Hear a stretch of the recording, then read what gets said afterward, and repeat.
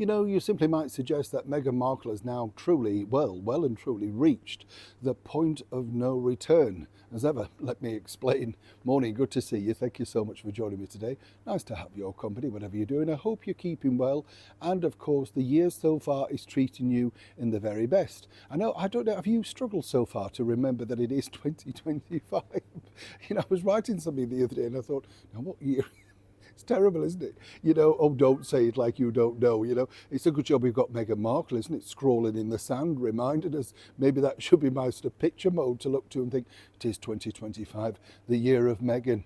Well, is it the year of Meghan? Now, this is the problem, of course, because as we know, Meghan Markle started off the year, returned to Instagram, running around the sand like some cottage schoolgirl, and of course, looking back to camera as if, chase me, like the brilliant and late Duncan Norville. Now, what was fascinating, as we know about this, is that she thought truly, and I don't really wish to sort of pour scorn on this, that this was going to be her year. As I've told you before, time and time again, she sees herself as a victim, naturally, but everything they've tried ever since moving and exiting, the pandemic, all sorts of other problems, the death of the Duke of Edinburgh, which didn't really force her, let's be honest. But the other side of it were other things like, sadly, the Queen and, the Platinum Jubilee. Seemingly every time she wants to stretch out, there's something to hold her back. But then there are sort of the things that you can't control, aren't they, And if you remember with Meghan and Harry, they basically stated at the very start of this new journey that they were going to be, how can I put this nicely, only dealing with certain brands that they felt comfortable with. Tabloids, shocking. No, wouldn't be dealing with that. What's Us Weekly then? What is the People magazine? They're just tabloids. Nothing wrong with that. We all like a good look, but they're tabloid newspapers. So, contradictory in terms, more lies again from Meghan. But here's where it gets problematic, you see, because when the big guns who have been very supportive turn on you, the likes of the digital mega platform that is TMZ, or over here TMZ as we call it, well, they've really come out and been incredibly negative.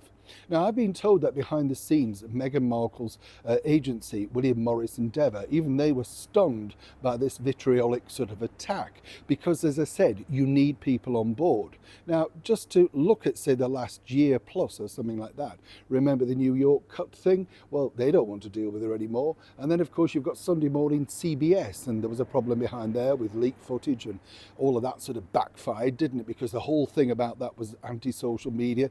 Then she joined social media, you see. Even over here, ITV, they are contemplating, shall we say, doing a documentary because they've now realised, certainly that it's going to be a ratings winner and they need some money and advertising. And also, they can't really ignore the negatives that have now come out.